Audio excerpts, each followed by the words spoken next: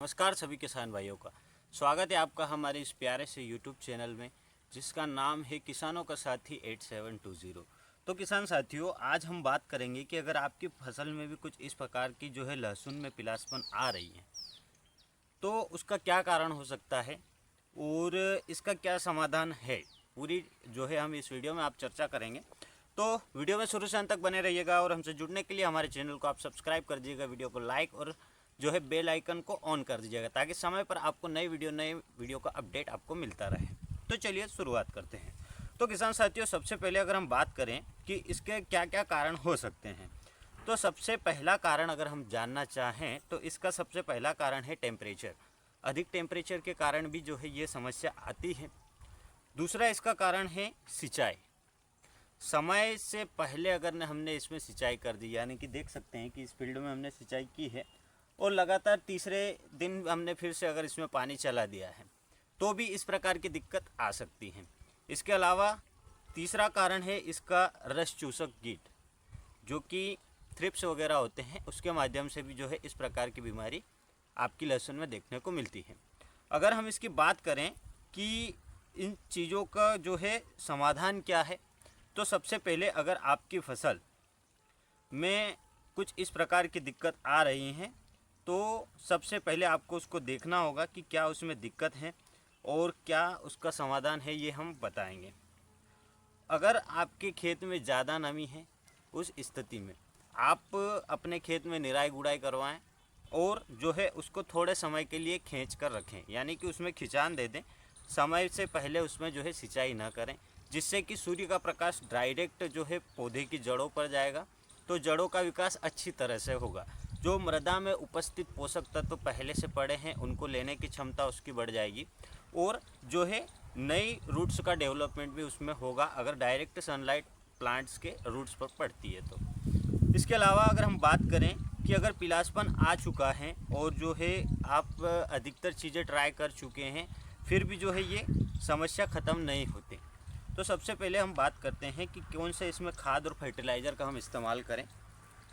तो अगर आपकी फसल लगभग 30 दिन के आसपास की है, यानी 30 दिन से ज़्यादा की नहीं हुई है, तो आपने अगर बेसल डोज में उसमें डीएपी यूरिया वगैरह डाल दिया है, काफ़ी अच्छी बात है।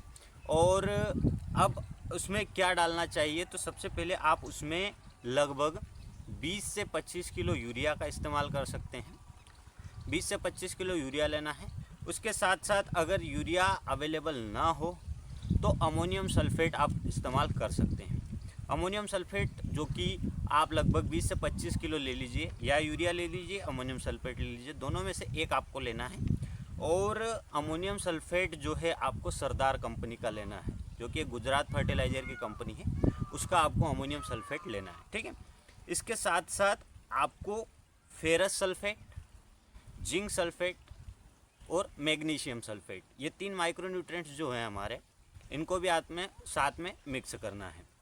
अगर आपने बेसल डोज में मैक्सराइजा का उपयोग करा है, माइक्रोराइजा का आपने उपयोग कर रखा है तो अच्छी बात है। अगर नहीं करा है तो आप इस समय इस यूरिया, जिंक सल्फेट और जो है अपना मैग्नीशियम सल्फेट, इसके साथ जो है आप मैक्सराइजा का उपयोग कर सकते हैं। माइक्रोराइजा का आपको इस्तेमाल करना है, जो कि मार्केट में मैक्सराइजा के नाम से भी मिलता है। आप किसी भी कंपनी का ले सकते हैं, बट अच्छी कंपनी का आप जो है माइक्रोराइजा इस्तेमाल करें, बेटर होगा। तो इसको जो है 3 किलोग्राम प्रति बीघा आपको इस्तेमाल करना है। ये जो डोज मैं बता रहा हूँ ये आपको 1 बीघा का डोज है।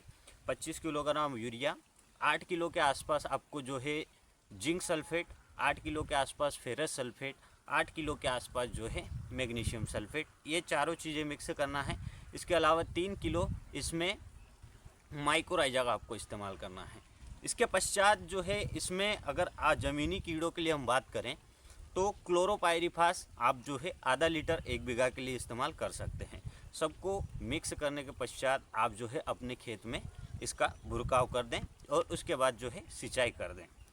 इसके अलावा अगर हम बात करें कि आपकी फसल अगर लगभग 60 दिन के आसपास की हो गई है, यानी 30 दिन से 60 दिन के बीच की है और उसमें ये दिक्कत आ रही हैं, तो उसमें आप जो हैं यूरिया या फिर अमोनियम सल्फेट का उपयोग कर सकते हैं। इसके साथ साथ जो है हमें लगभग 20 से 25 केजी DAP और लगभग 10 किलो के आसपास यूरिया या फिर अमोनियम सल्फेट का आप इस्तेमाल करें। और इसका जो है लगभग सिंचाई से पहले आपको इसका इस्तेमाल करना है। 500 ml अपने को इसमें क्लोरोपाइरीफास मिलाना है, 1 बीघा का डोज है, और जो है इसका भुरकाव कर देना है।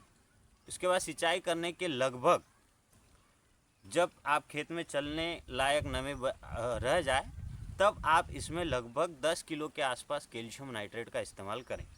कैल्शियम जो है लगभग 60 दिन की फसल हो चुकी है तो उसमें गांठें बनना स्टार्ट हो गई होंगी, तो कैल्शियम जो है गांठों बनने में काफ़ी ज़्यादा मदद करता है। ये हो गए हमारे फर्टिलाइज़र की बात। अगर फर्टिलाइज़र के बाद अगर हम बात करें कि अगर फर्टिलाइज़र्स के माध्यम से अगर ये दिक्कत नहीं है, फिर इसमें क्या दिक्कत हो सकती है, तो फिर इसमें मेनली दिक्कत है रस चूसक की और फंगस की। अगर आपकी फसल लगभग 30 दिन की है तो उसमें जो है रस चूसक और जो है फंगिसाइड के तौर पर हमें क्या इस्तेमाल करना है उसके बारे में भी हम चर्चा करेंगे। तो जो रस चूसक कीट हैं अगर उनका अटैक हो चुका है, या आप देख सकते हैं कि अगर मौसम में बदलाव हो रहा है, लगातार बादल छाए हैं, तो आप समझ सकते हैं कि आपकी फसल में रस चूसक का जो है अटैक बहुत ही जल्दी होने वाला है। इसके लिए आप पहले से ही जो है इस चीज़ का स्प्रे करके रखें ताकि जो है आपकी फसल लंबे समय तक सुरक्षित बनी रहे। इसके लिए हमें जो है रस चूसक कीटों के लिए पॉलीट्रीन जो सिजेंटा कंपनी का आता है उसका आप इस्तेमाल कर सकते हैं।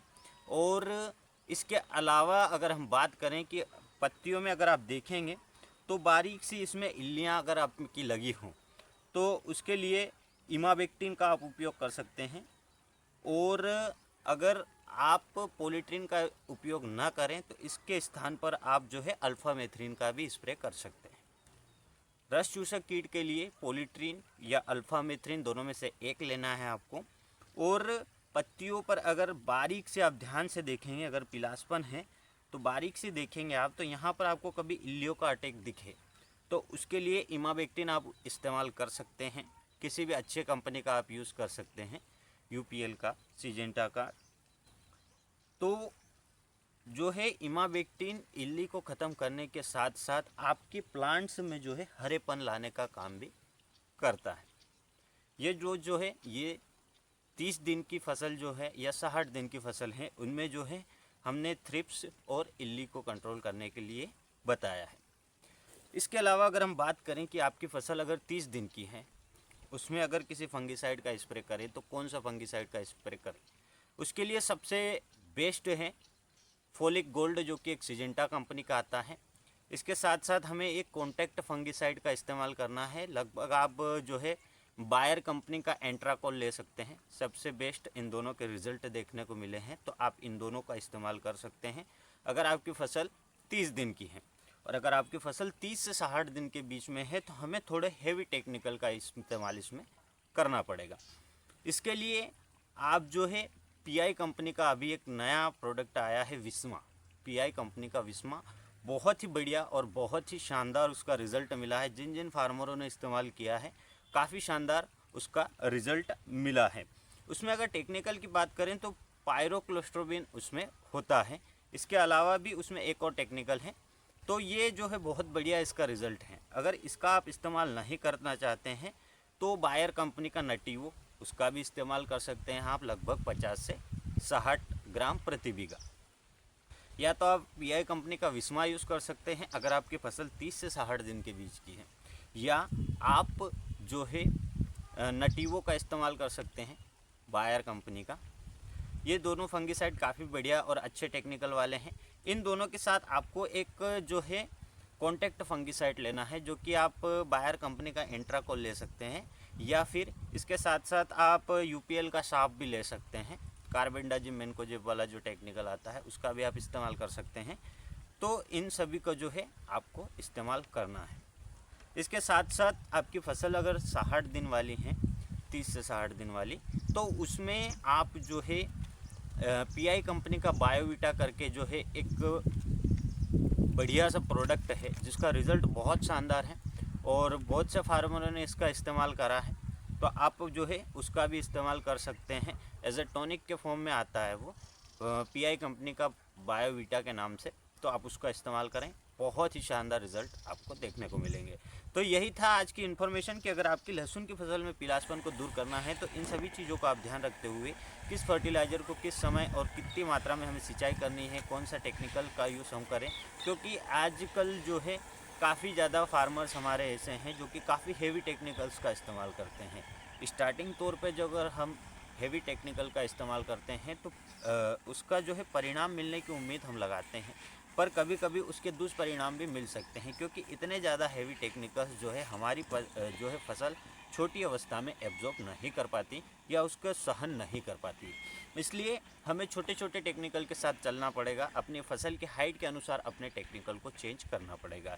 तो यही थी आज की इन्फॉर्मेशन। कैसा लगा वीडियो हमें कमेंट में बताना, और अगर आप हमारे चैनल पर नए हैं तो सब्सक्राइब करके जाना। मिलते हैं किसी नेक्स्ट वीडियो में, जब तक जय हिंद जय भारत।